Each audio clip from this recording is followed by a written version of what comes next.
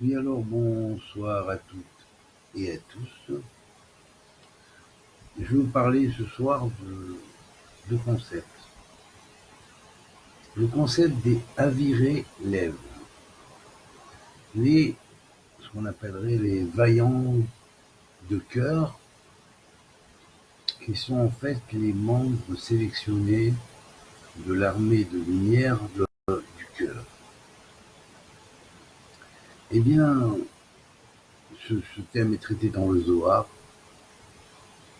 mais je vais aller un petit peu plus loin que ce que peut dire le texte du Zohar dans la paracha de Lech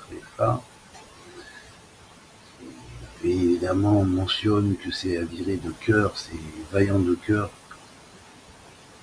sont ceux qui sont même prêts à donner leur vie pour la vérité, l'unité. Et on a un exemple au travers d'Abraham, dans la paracha de Lech Lecha, quand Abraham est jeté dans la fournaise ardente, et que Nemrod, qui l'a fait jeter dans la fournaise ardente, regarde et voit qu'à l'intérieur de la fournaise, Abraham est intact, qui bouge, qui circule à l'intérieur de la fournaise, et qui va même parler avec des anges qui sont venus. Ces anges le protègent. Ils lui font une espèce de halo autour de lui qui empêche le feu de le brûler. Puis la, la fournaise éclate et tous les Babyloniens qui regardaient Abraham donc à l'intérieur de cette fournaise sont stupéfaits et voient le miracle divin qui s'accomplit pour Abraham. Et donc cet exemple-là, il est pris dans le Zohar comme la représentation de ce qu'on appelle les Havir élèves. Alors les Havir élèves, ce sont ces sages de cœur, ces guerriers de la lumière qui sont prêts à sacrifier leur vie pour que la vérité divine éclose, sans être déformée, bien évidemment.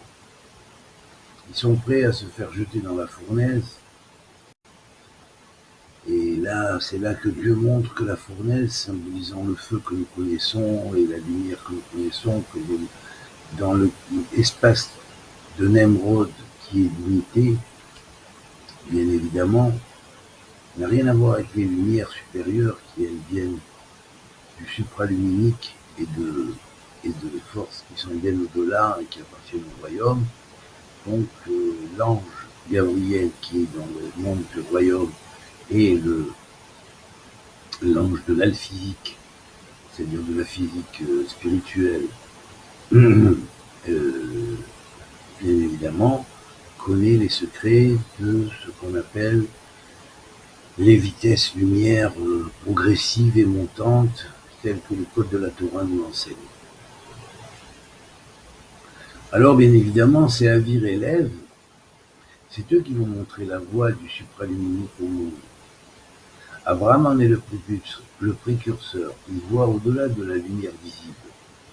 Il ne voit pas le ciel que nous voyons, il voit un ciel illuminé, complètement illuminé, pour la simple et bonne raison que les lumières sont diffusées à vitesse instantanée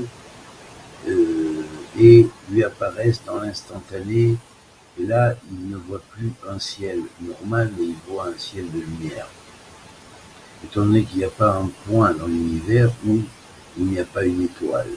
Donc il voit toutes ces étoiles briller et il n'est pas nécessaire que la lumière arrive à l'œil pour que, en fonction des vitesses, on a les lumières normales que nous connaissons, le feu pachout, si vous voulez, le feu de la fournaise.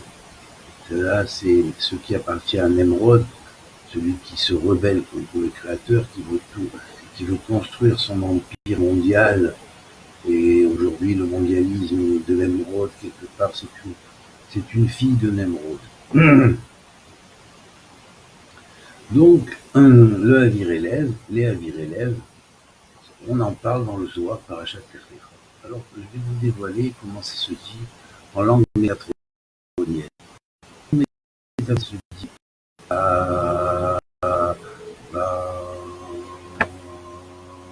Kasha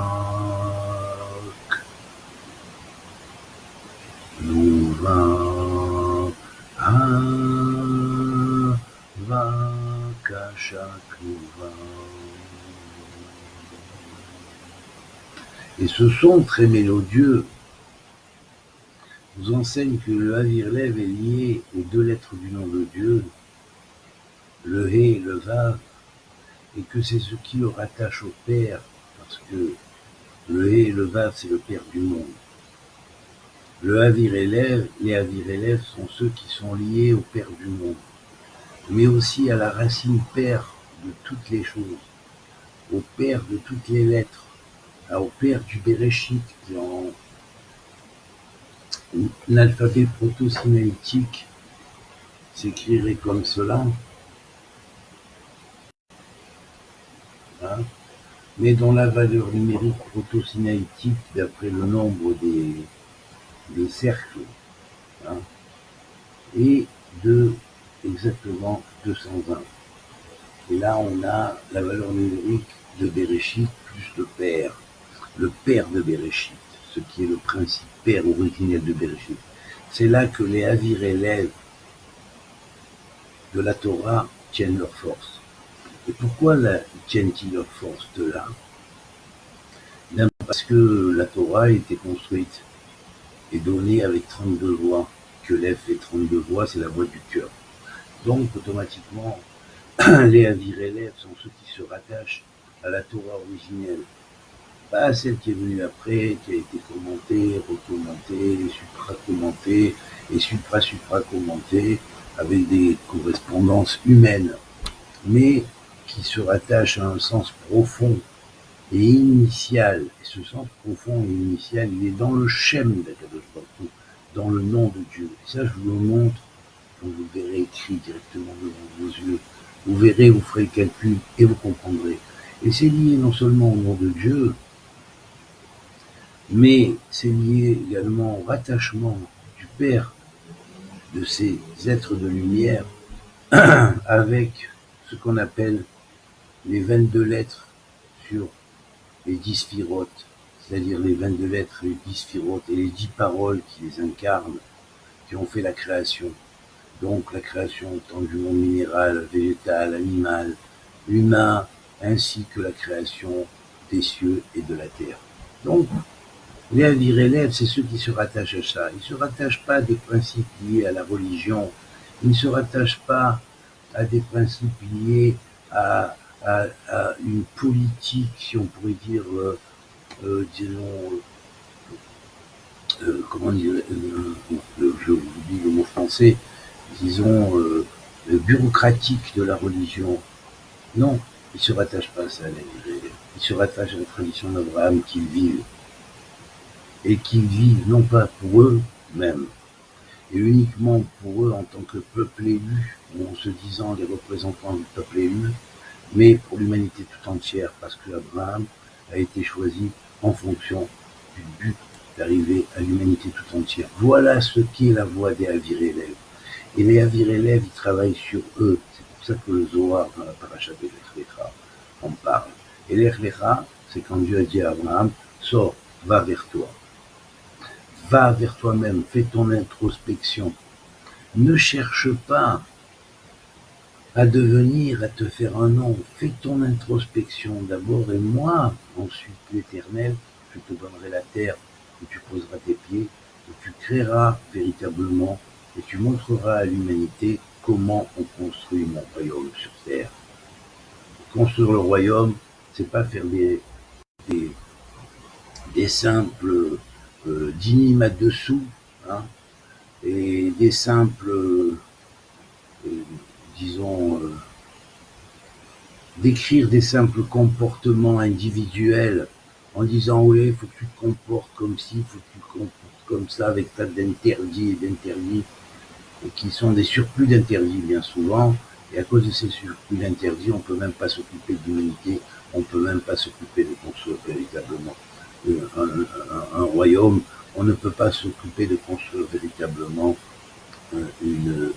un pays avec les règles qu'il faut pour établir la justice dans le code à la fois moral, social et individuel, et aussi bien que les lois de l'État. Et pour faire cela, David nous a donné la correspondance, il se rattache à la loi du 144, qui est la loi de du Kedem, c'est-à-dire de l'origine des temps, là où le Bereshit était relié automatiquement à la finalité des temps. Et c'est ça. Chadesh Emmenou Kedem. Revenez-nous notre jour, revenez-nous nos jours, fais régénérer nos jours comme à l'origine.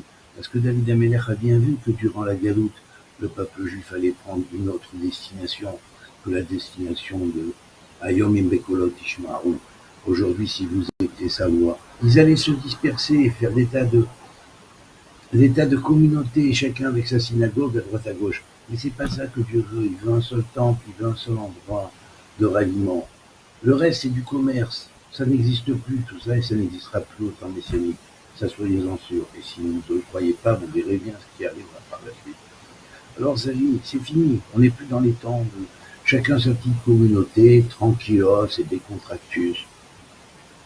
Chacun va construire pour lui et puis s'occuper de ses ouailles, tranquillos et décontractus. On est fini avec ça, c'est terminé. On est revenu en Israël, c'est pour construire le royaume de Dieu sur terre. Et ce royaume de Dieu sur terre, il va se faire par la voie des Avirélèves, ceux qui véritablement travaillent sur eux, et ceux qui véritablement seront ceux qui vont conduire le peuple à sortir de la fournaise ardente dans laquelle nous nous trouvons en ce moment. Parce qu'en fait, nous sommes brûlés, nous sommes jetés dans la fournaise ardente. Il ne faut pas faire comme Néchar, comme le frère d'Abraham. Et quand on lui a dit avec qui tu es, avec Nemrod ou avec Abraham, il a dit attendez, je vais voir et je vous dirai. Alors on lui a dit non, choisissez. Ils l'ont pris, ils l'ont jeté dans la fournaise. Quand il dit si Nemrod prie, je dis je suis du côté de Nemrod, si ça penche du côté de Nemrod, et si ça penche du côté de Abraham, je dirais que je suis d'Abraham. Mais Hachem, il n'aime pas ça. Dieu, il connaît notre cœur. Et le cœur, il doit opter avant. Il doit opter pour la vérité. Parce que le frère d'Abraham savait très bien que c'est Abraham qui avait raison. Mais il n'est pas allé vers Abraham. Il a eu peur, il a fait un contrat avec le gouvernement d'ordre mondial.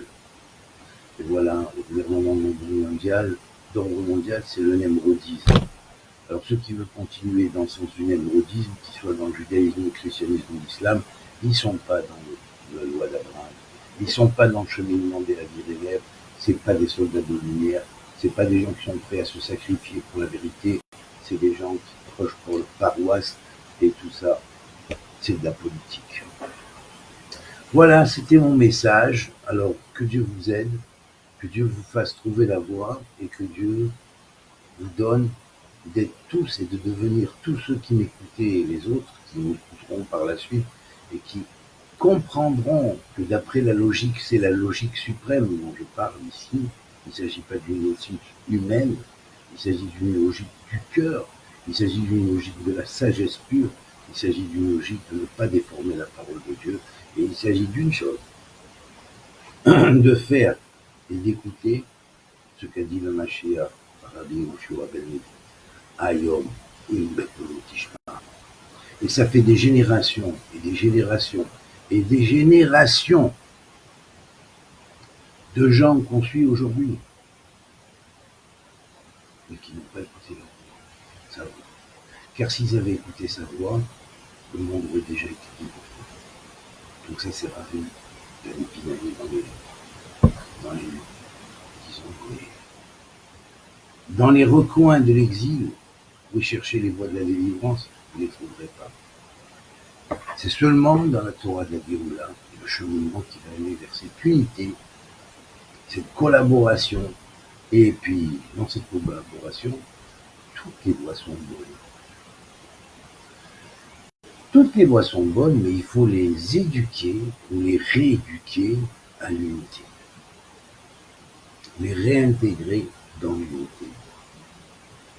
C'est tout. C'est ça. La vraie. Que Dieu vous bénisse et qui vous aide.